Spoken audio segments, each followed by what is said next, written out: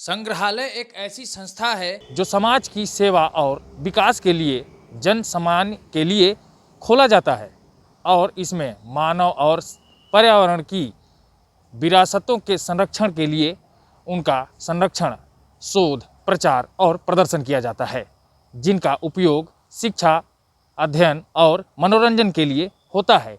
ये तो आप जानते होंगे। इसीलिए हम आज अंबिकापुर में एक ऐसे ही संग्रहालय में आए हैं।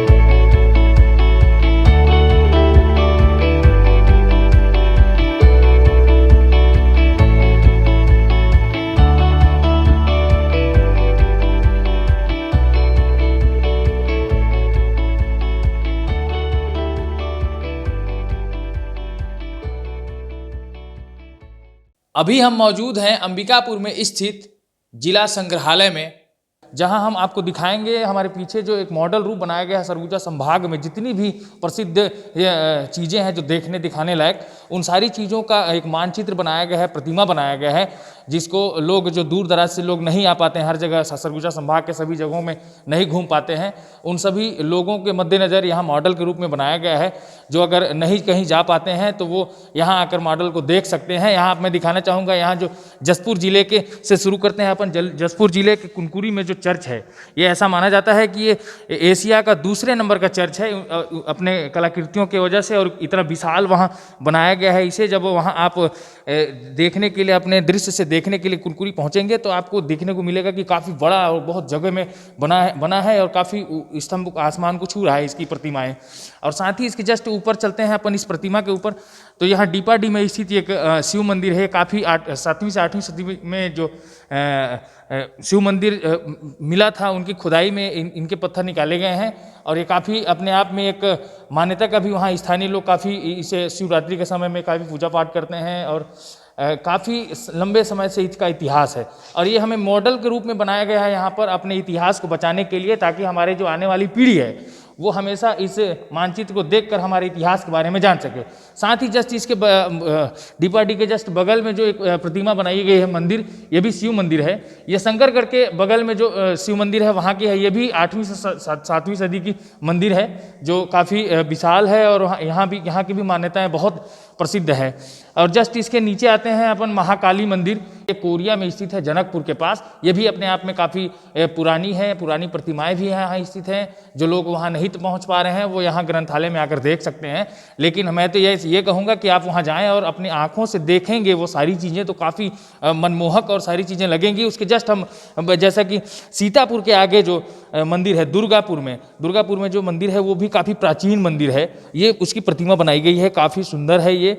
और यहाँ मेला लगता है, लोग शिवरात्रि के समय आते हैं यहाँ, और ऐसा माना जाता है कि यहाँ काफ़ी भीड़ होती है, और मीना बाजार लगता है। और इस प्रोटोकॉल लगातार 2 साल में जो कोरोना की गतिविधियाँ ज़्यादा हुई हैं, जो पॉजिटिव की संख्या ज़्यादा बढ़ी है, लॉकडाउन के चलते यहाँ सारी चीज़ें मीना बाजार वगैरह में रोक लगा दी गई है। इसके बाद यहाँ मीना बाजार नहीं लग रहा है, लेकिन आने वाले समय में अगर सारी चीज़ें ठीक रहीं तो यहाँ मीना बाजार लगेगा, आपको देखने को मिलेगा। और उसके जस्ट ऊपर हम चलेंगे मेन पार्ट में, जो वहाँ मेन पार्ट को लोग अब उसके ठंडी वादियाँ और वहाँ जो खनिज संपदा है उसके लीजिए जानते हैं। लेकिन साथ ही उसके हट के जो है कि जो जिस चीज़ के लिए जाना जाता है, वहाँ जो निवास शरणार्थी तिब्बत, तो उनके तिब्बत के जो मंदिर हैं वो काफ़ी मनमोहक वहाँ दृश्य रहती है। वहाँ श्रद्धालुओं का भीड़ लगा रहता है, पर्यटकों का भीड़ लगा रहता है। वहाँ लोग काफ़ी उत्साह से जाते हैं, देखते हैं, और तिब्बतियों के मंदिर में खास कर देखते हैं। देखिए किस तरीके से कितनी मनमोहक बनाया गया है इस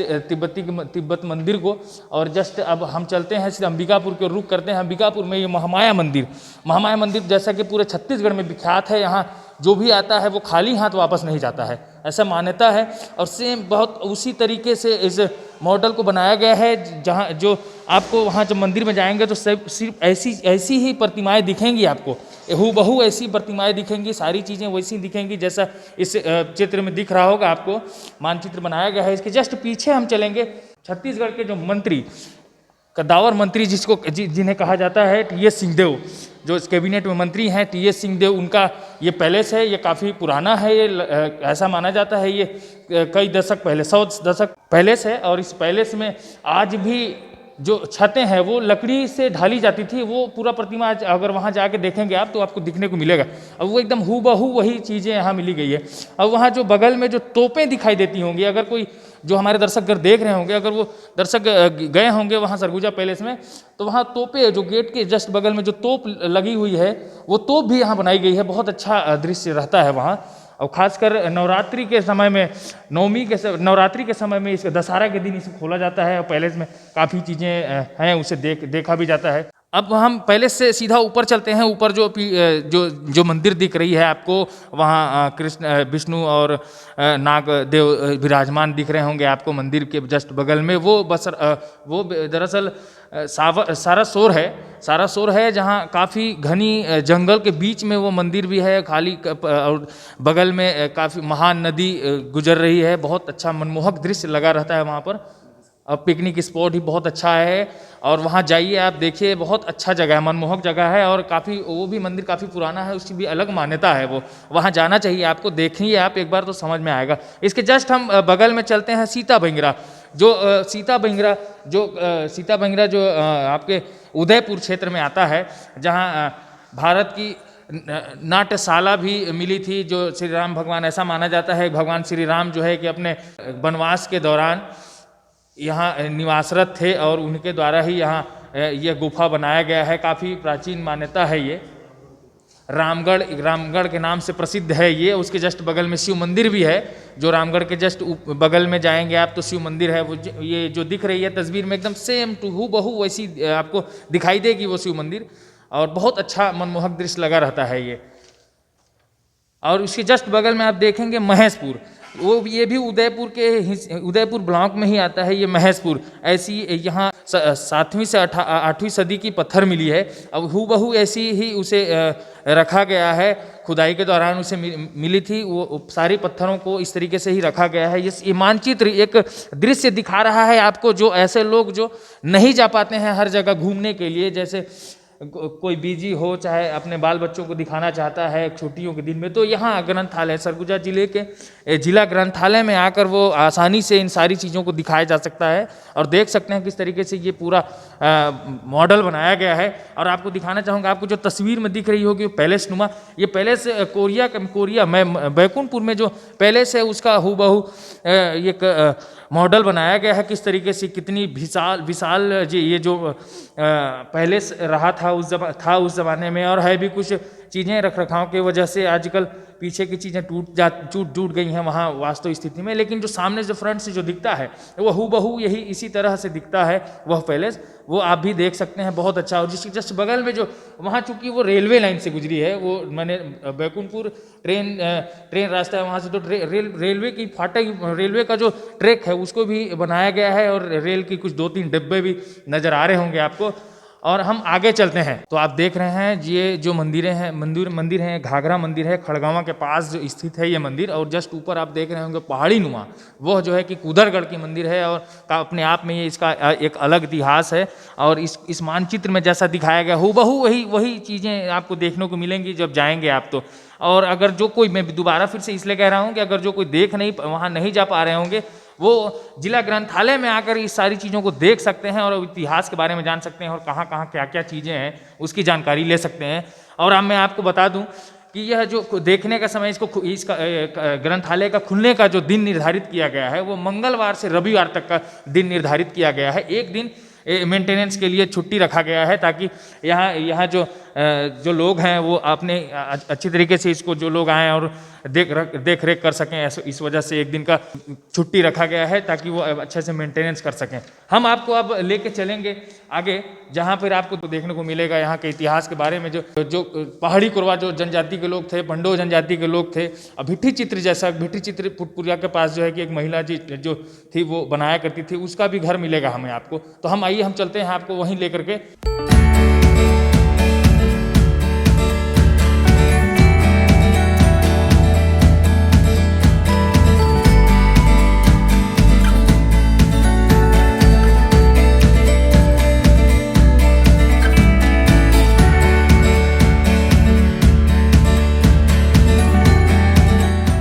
इससे पहले कि हम आपको आदिवासियों के कल्चर के तरफ लेके जाए, उनकी घरों को दिखाने के लेके जाएं, इससे पहले हमें अचानक से दिख गया है ये जो कमरा है, इस कमरे में 7वीं से 8वीं सदी की जो खंडित मूर्तियां हैं उन्हें रखी गई हैं, सजो कर रखी गई हैं। और ये देखिए हमारे ब्राह्मी लिपि शिलालेख है, इसमें आप देख सकते हैं किस तरीके से शिलालेख लिखी गई है। वो उस जमाने की 7वीं से 8वीं सदी की जो शिलालेख थी, लिपि जो कहते हैं, ब्राह्मी लिपि इसका नाम है। और ये आप देख सकते हैं। और दूसरे बगल में ही एक मूर्ति रखी गई है, ये महिषासुर मर्दानी जो खंडित मूर्ति है उसकी प्रतिमा है ये। और ऐसे ही लगभग आपको देखने को मिल जाएंगे सारी खंडित प्रतिमा यहाँ रखी गई हैं।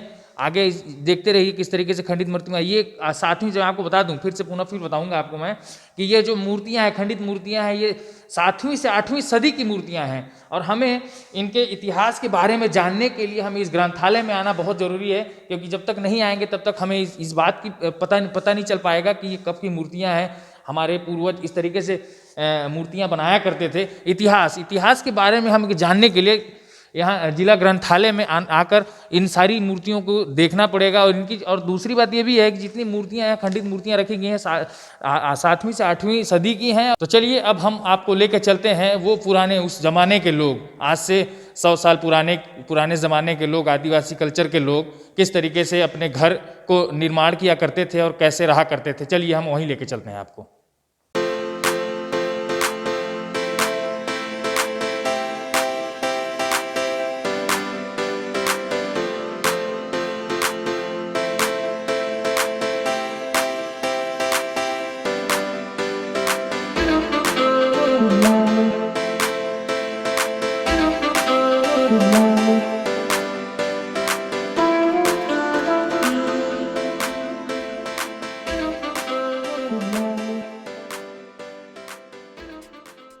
तो अभी हम पहुंच चुके हैं उस जगह जहां वो घर निर्माण किया गया। उस पुराने समय में जो घर किस तरह से निर्माण किया करते थे, उनमें क्या क्या चीज़ें बिखेरा करते थे अपने कला के माध्यम से। तो इससे पहले उस घर को दिखाने से पहले मैं आपको वो दृश्य दिखाना चाहता हूँ जो भिट्ठी चित्र से बना हुआ है।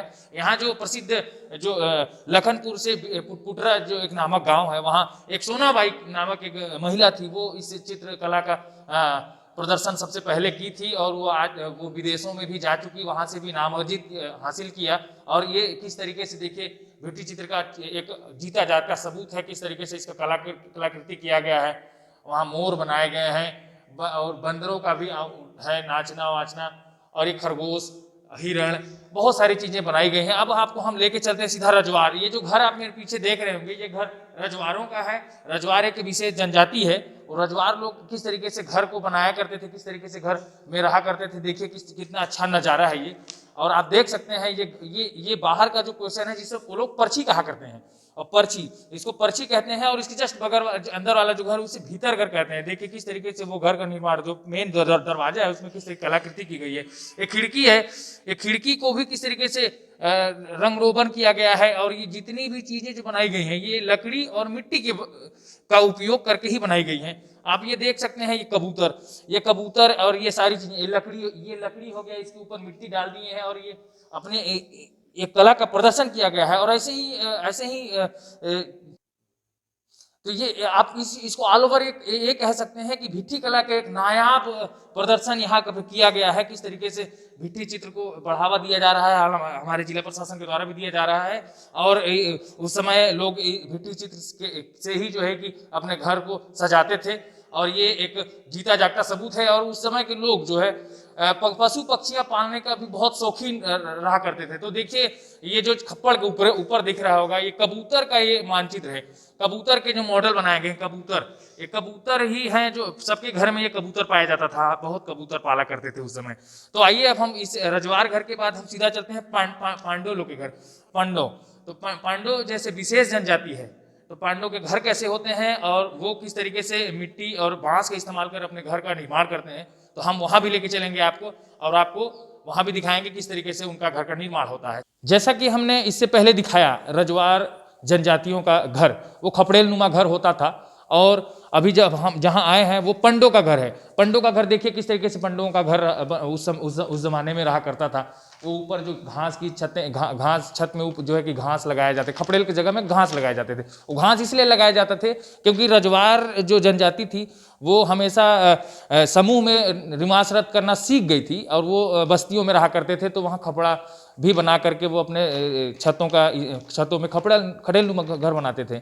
और ये जो पंडो जनजाति थी, ये पंडो जनजाति जंगलों में निवासरत थी। इस वजह से ये जंगलों के हिसाब से रहा करते थे और उस समय ये घास इसमें रखा कर डाला करते थे। छत के ऊपर खपड़ा के जगह में घास डाला करते थे। और ये इनकी जो बनावट होती थी घर की वो एकदम छोटी छोटी होती थी। और घर के जो दरवाजा जो होता था उसमें एक कलाकृति होती थी, कुछ भाग, भालू, शेर, चीता वगैरह ऐसे कुछ बनाया करते थे। तो उसकी भी यहाँ कला का प्रदर्शन किया गया है कि इसी ऐसे ही ये जो है कि पंडो जनजाति की घर हुआ करती थी। पंडो जनजाति जो है जंगलों में निवास करती थी, इस वजह से उनको लकड़ी आसानी से मिल जाया करते थे। इस वजह से वो जो है लकड़ियों के चीज़ों से ही, लकड़ी से ही अपने घरों का निर्माण किया करते थे और अपना कलाकृतियाँ बनाया करते थे। तो आप देख सकते हैं ये जो खंभा है, इस खंभे में लकड़ी में कुछ चीज़ें बनाई गई हैं, एक के ऊपर एक रखी गई हैं। वो सारी चीज़ें, ये सारी चीज़ें जो हैं मॉडल के रूप में तैयार किया गया है ये सरगुजा जिला संग्रहालय केंद्र में।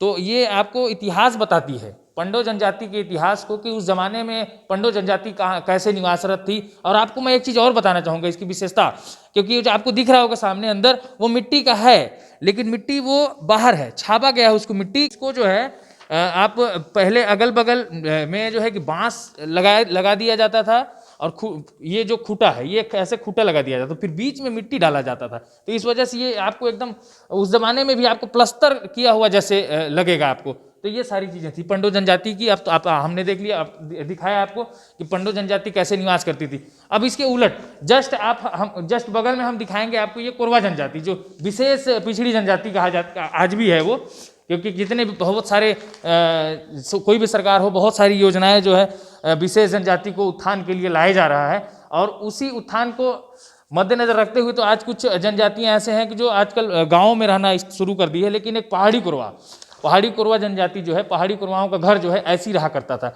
वो लोग भी जंगल में निवास करते थे, लेकिन थोड़ा सा पंडो जनजाति से और थोड़ा वो निचले हिसाब से रहा करते थे। तो जैसा कि आप देख रहे हैं मेरे पीछे ये जो कलाकृतियां बनी है, इससे पहले इस कलाकृतियां की विशेषता बताऊं, इससे पहले मैं आपको बता दूं कि ऐसे ही जो है कि कोरवा समाज के लोग जो है लकड़ी को एक के ऊपर एक के बगल में एक करके ऐसे हत्थे का निर्माण किया करते थे। जो बाहर पूरे तरीके से हत्थे का निर्माण कर लिया जाता था, उसके बाद कुछ कलाकृतियां की जाती थी। और ऊपर में जो है खपड़े के जगह में ठीक वैसे ही जैसे पंडों के घर में जो घास फूस का इस्तेमाल कर छत को ढका जाता था, तो एकदम सेम वैसी किया जाता था। तो आपने देखा जिला ग्रंथालय अंबिकापुर में जितने भी सरगुजा संभाग के जो प्रसिद्ध स्थलें हैं, जो देखने वाली स्थलें हैं, उन सारी चीज़ों का एक मॉडल रूप तैयार करके रखा गया है। और आपने मंदिरें देखी, कुदरगढ़ देखा, उसके बाद 7वीं से 8वीं सदी की जो खंडित मूर्तियां हैं उन्हें भी देखा। और साथ ही रजवार जनजाति के जो घर थी और पंडो जनजाति के जो घर थी, पहाड़ी कोरवाओं की जो घर थी उस ज़माने में, उसकी भी मॉडल रूप यहाँ पर तैयार करके रखा गया है, उसे भी देखा। तो ये इतिहास को एक झांकने के लिए, अपने इतिहास को एक झांकने के लिए, छत्तीसगढ़ का यूँ कहूँ मैं कि छत्तीसगढ़ का एक छोटा सा झरोखा झांकने के लिए अगर आप उत्सुक होते हैं तो आपको यहाँ आकर देखना होगा और आपके पूर्वजों के इतिहास के बारे में जानने का मौका मिल सकता है। आपको ये वीडियो कैसा लगा ये हमें कमेंट करके ज़रूर बताएं। वीडियो को लाइक करना ना भूलें। ऐसे ही रोचक जानकारियों के लिए हमारे फेसबुक पेज को फॉलो करें, यूट्यूब चैनल को सब्सक्राइब करें। मैं आकाश प्रधान, फटाफट न्यूज, अंबिकापुर। धन्यवाद।